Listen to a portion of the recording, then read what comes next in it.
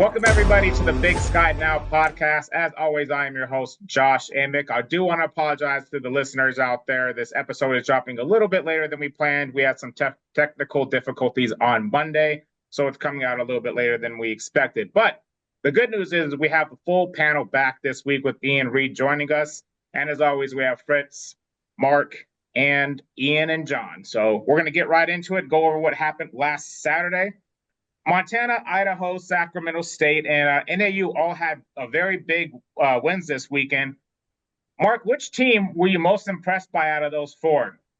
I'm going to go with Idaho. I mean, they clobbered another team that was ranked. I don't know how good Albany really is, but Idaho was pretty dominant. They scored on special teams, scored on a pick six. Albany had a couple good drives to start with, but after that, nothing really much. And so a pretty dominant win for Idaho. So that would be the one I was most impressed with. NAU, maybe the next one, although the Utah Tech is 0-3. Sac State beat Nichols, which is 0-3.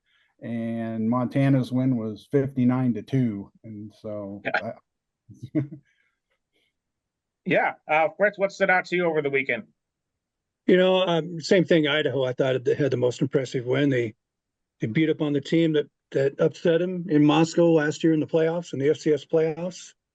I thought, we wondered about the quarterback situation. Jack Wagner came back, seemed healthy, 3 for 2 touchdowns.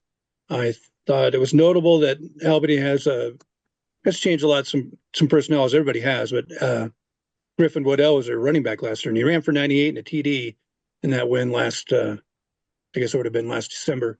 He had, I think, 14 carries for 23 yards on Saturday. So quite the difference. Mark noted it, special teams touchdown. Andrew Marshall had a 47-yard punt return to touch it up and win a special teams award for the Big Sky Conference. And that's a main one. I thought Montana's little exercise against a lesser opponent was pretty impressive. They got to the point where they could throw in a true freshman named Malai Fanati, and he just tore it up. I think the final was 59-2. I predicted 55-6. So huzzas to me, and I'll turn it over to the next guy. Yeah, I figured Idaho and Montana were going to get talked about a good amount during this segment. So I wanted to give some love to Northern Arizona there, picking up their win over the weekend, 560 yards of total offense, including 350 on the ground. And I mean, they scored 42 unanswered at one point in the game. So I want to give some love to NAU and their win over the weekend. Yeah, and I'm also impressed by Idaho. Anytime you can get it done with all three facets, finding the end zone, that's a great game in my book. But I'd also like to talk a little bit about Sacramento State. I feel like they impressed me quite a bit. Caden Bennett sat out that game, so Carson Conklin, it's kind of a 1A, 1B situation for them at quarterback, but Conklin being able to take over as the sole number one, that was a fairly impressive performance for me as they dominated Nichols. Do you think going forward, John, that Conklin's going to be just the 1A guy now, or you still think they're going to do that 2 quarterback set? I don't know. I mean, it seems to be working for them in a 2 quarterback set. They've had Conklin kind of take over at points in their first 2 games against the FBS opponents. I'm also one of the people who kind of believes that if you have 2 quarterbacks, you don't have a quarterback. Exactly. So, but I mean, if you're running it, they're completely different styles of quarterback too. Bennett's a good runner. Conklin seems to be more of a pocket passer. So yeah, I'm glad that you brought that up because we did all thought that Sacramento State was going to get the win, but Nichols at the time was still a top 25 opponent, and they handled them pretty easy, 34-7. So all good points there. Moving on, Weber State was another team we all thought would win, but they didn't. So what went wrong with the Wildcats, John? The short answer that I could give you is that the kicking game failed them. They missed a field goal as time expired that would have won them the game. They missed an extra point on their last touchdown that would have tied the game at 17. So, I mean, just in the short game, that goes back. I mean, it's a tight game. Any play is going to matter, and they definitely didn't, play solid throughout. But they're just that kicking game late on is what really kind of doomed them. Yeah, on top of what John mentioned, no one picking up the running back on the wheel route for the 70-something yard touchdown in that third quarter. Obviously, a huge momentum or a huge swing in that game where it ended up as a one-score game or 1-point game. And then the special teams unit kicking game, they left 7 points on the board with that the missed field goal late, obviously, missed the extra point, and then had that field goal blocked. That was also in the third quarter, if I remember right. So a couple plays like that and leaving 7 points on the field in a 1-point game, that's tough, definitely. Yeah, that was I kind of watched a lot of well, I watched the fourth quarter and I think there was a 72-yard touchdown they gave up that switched the momentum, and then I'd kind of forgotten over the missed PAT, which may explain what happened after that because they missed their 44-yard field goal. Then they went almost length of the field from inside their own 5 to the basically the half-yard line in the fourth quarter. Ate up a good 10 minutes of clock. Fourth and goal, they don't go for the field goal, which is about even closer than a PAT, and don't get it. And then they got the ball back again and missed a 40-yarder as time was running down. So not a lot to like about Weber State coming out of that game. Yeah. In addition, I guess you throw in playing on the road, playing in Texas early in the year, and Lamar being 2-1 now. So that was a pretty good team they were playing. Yeah, Lamar's in the rankings. Yeah, I did. The only thing I want to add to this game is I was a little shocked. I know the kicking game was a factor in the points, but after playing last week, putting up 43, and then this week putting up 16, I thought that was a little shocking. But they might have just been playing a better team in Lamar within Marty getting moved into the rankings. So moving on to another team where we had high expectations for was Eastern, who we thought would handle Southeastern Louisiana. Besides my boy Fritz, he picked that one right. Is it time to start worrying about the Eagles, or is that time already passed, Ian? Definitely a little bit. One of the big things I mentioned kind of in our earlier podcast this year was about their run defense and really kind of starting to turn that around from the last 2 years that we saw them put out. And then the first 2 games this year, they had pretty solid outings in the run defense. Then this week, they allowed 253 yards on the ground. They just after that final Southeastern Louisiana drive, they just really can't get off the field. I think the Southeastern Louisiana got the ball with like 5.5 minutes left, and then ran the ball for 59 yards on 11 plays. So after back-to-back losses, I don't remember the score of the Drake game at halftime. This one I believe was 21-all at half.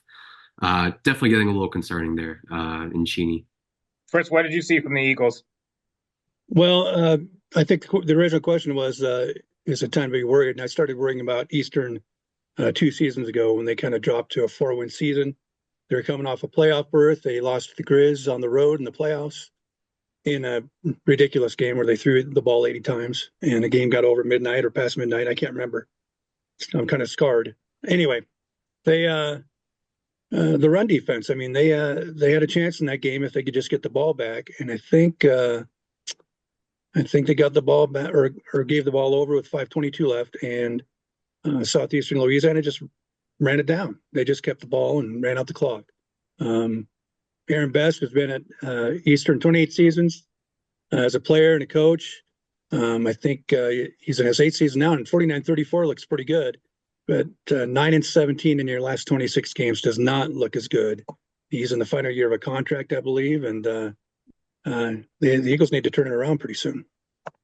Do you think, Fritz, that if they don't turn it around, let's say in the next 2-3 weeks, especially with Big Sky conference play getting ready to start off, do you think that'll be the end of his time?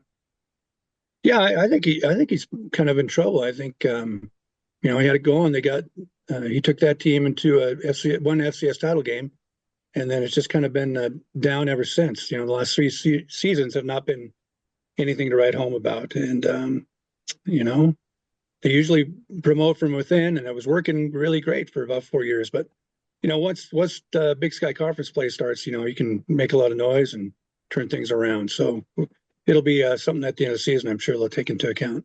Yeah. What else did you see from the Eagles in that game, Mark? Yeah, the defense is still a concern. Ian talked about the run defense. Drake, they gave up a lot of points there too. So it's just when you think maybe they're starting to get back to being Eastern, they kind of still show they got some work to do. Still, you look at it, it was a 1-score game on the road, and so they still had a chance. But yeah, the defense is definitely concerned. Any final thoughts on that game, John? I'm just kind of on board with what everybody said, especially I know Fritz was bringing up the fact that in the past couple of years things have just kind of been off, and I feel like that's where you've had that like little bit of doubt kind of working into everyone's heads about Eastern. But this year, now that you have some players that you think could be a difference maker, you've pointed out the problems, but you're still making the same mistakes, and so it's not a good sign. Speaking of not a good sign, Portland State game was canceled, so Northern Colorado is the only team in the Big Sky that is still winless. When are the Bears going to get their first win of the season, Fritz? Now that I've had time to think about it, we I think it could happen. I think it could happen this weekend. But they'd have to beat a Southern Conference team. I don't think that's the greatest conference in the world. Stephen F. Austin's coming off a loss at home, a loss to McNeese, at McNeese, which, if I can take a minute, involved two Grizz quarterbacks in 2023. Sam Vidlak for SFA had a touchdown pass to get his team ahead 24-14. Clifton McDowell, who guided the Grizz into last year's title game, was playing for McNeese. He scored one touchdown, during which an opponent lost his helmet, so Clifton kicked it around the end zone and got a personal foul. A few minutes later, Clifton scored another touchdown where he lost his own helmet, and he jacked the ball into the stands and got another personal foul and ejected, so they won't have him for the first half against Alcorn State. All that aside, I think any of you can beat Stephen F. Austin this weekend. Don, what do you think about the Bears? Yeah, I feel like the Bears fans have to be getting a little bit excited just based off of, we've lost 15 straight games, but you took a lead late in last week's game against was it Abilene Christian last week? Then that's right. Just had their hearts broken as time expired. So you have to have a lot of promise there inside of the team. You got to think morale's a lot higher now going into this week's game. I personally don't think that they're going to get it done this weekend against Stephen F. Austin, but I do look out 2 weeks ahead and I see a game against Cal Poly at home, and Cal Poly has looked kind of awful this early on. I know they struggled against Western Oregon last weekend. So I feel like Northern Colorado's got to have that date circled to get this winless streak broken. Art, do you think the Bears have a shot this weekend, or are you looking ahead to Cal Poly as well? I didn't think as much until Fritz chimed in with his thoughts, but I'm kind of like with John, looking at that Cal Poly game next week as the chance for them to break through, and if not, it could be a long time before they have another winnable game. It might be that season finale in downtown Hillsboro against Portland State on November 23rd. Yeah, I didn't have too many different thoughts. I'm not as confident as Fritz maybe in getting a win this weekend, but I had that Cal Poly game circled for next week.